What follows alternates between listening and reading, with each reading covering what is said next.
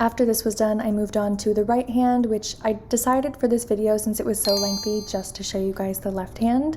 I cure each hand for a full 60 seconds. We do not want uncured gel here.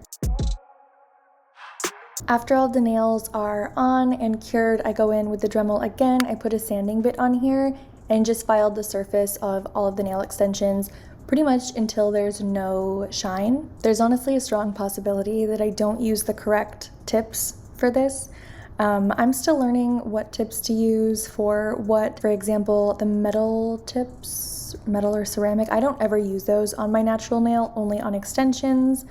I use the sanding bit always to sand the surface, but if I am using these improperly, please feel free to let me know down below. I've seen so many different variations. I then switched to this thinner nail tip and I just blend the extension with my natural nail, and this just helps so that when the nails grow out, it's not lifting around the cuticle or lifting around the base, and I don't know, looks a little bit more natural, a little bit more professional, and a little bit less press-on-y as well. I tried to use the more pointed tip that I see nail techs using, but for me, I don't feel like that has the same grit or power. I don't know, it just doesn't really file the extension down the same way. So this is the bit I opted for instead. For something new, yeah. Gotta know when I let. Then I use acetone on a brush to seal the nail. This is a little trick hack or part of the process that I did not do for the first maybe year and a half. Ever since I've discovered this, I think that my nails last so much longer. I go in and file, shape. For this specific set, I just wanted to make them a little bit thinner, almost like a blend of almond and stiletto, but without that point. Like what I got, so I changed it. Bit by bit.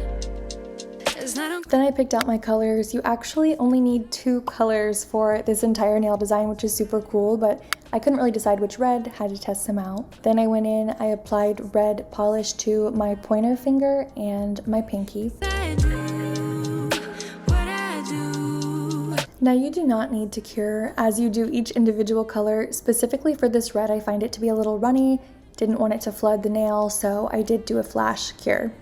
Then I used this jelly polish on my ring finger because we're going to be doing a French tip here. Can make it grow. Can make it. Then I applied yellow polish to my middle finger and my thumb. What I loved about this set is that the 2 hands were identical, so I only showed you guys the left for time purposes. I've done a lot of sets recently where the 2 hands are different, and I don't know, I found it a little bit easier when they match completely like this. To a new space. You know, I don't appreciate Then I cured the left hand for 60 seconds and applied the second coat. me. I gotta go, I'll fly away to a new space. 'Cause gotta know when I let go. Gotta know when I let go.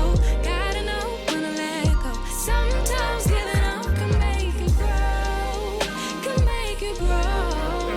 Can make it grow. Sometimes. Gotta know when I let go. Gotta know when I let go. Gotta know when I let go. Sometimes giving up can make it grow. And finally, I got started with the design, so I just put some yellow on this palette and used a thin nail art liner type brush. I don't really know what advice to give regarding French tips. I think a brush like this was the biggest difference for me. Just going slow, steady, knowing that you can wipe this off and start over if need be. But I cured this for 60 seconds, did a second coat, and cured again for another 60 seconds. The next step is blooming gel flower art for both the pinky and the thumb. So to do this, just apply the blooming gel all over the nail. I try to do a pretty thin coat. Then I use a dotting tool to just put dots of whatever color flower I want. I do 5 dots pretty much in a circle. The colors will start to run, blend together, and then as soon as you're happy, you want to cure this, otherwise it will keep spreading. Then I did the same thing on my thumb, just reversing the colors.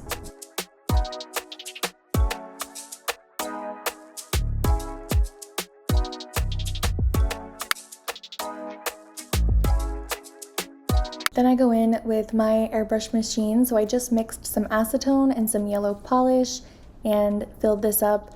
This takes practice. As you can see, I was practice spraying the paper towel back there to make sure I had the right air pressure and everything. This machine for me is a hit or miss. Some days I feel like it just works perfectly, like today was a pretty good day. Some days I don't have the consistency right of that blend of acetone and polish. And if that consistency is wrong, sometimes you have bubbles or it runs, and that has taken some getting used to and some trial and error. What I read online is that a milk-like texture is the goal when you're mixing those two things. After curing each hand for 60 seconds, I went in with this building gel for the flowers, and I just rolled this into tiny little balls. I did 10 because I need 5 for each flower, and I'm doing a flower on each hand. I placed these on my nail in a circle, leaving just a little bit of space in the middle so I don't end up with one big blob in the middle of my nail.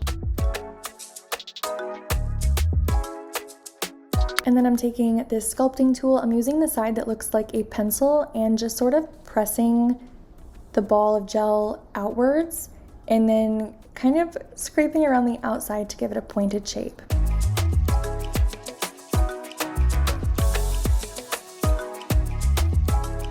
I tried to give you guys a really up-close view of this, so the camera should zoom in a second. Yeah, there it is. While I have a moment, I would just like to say, I know people don't recommend rolling the gel into balls with your actual fingers. They recommend using gloves or some sort of tool. But for me, I usually take acetone on a cotton pad or a lint-free pad,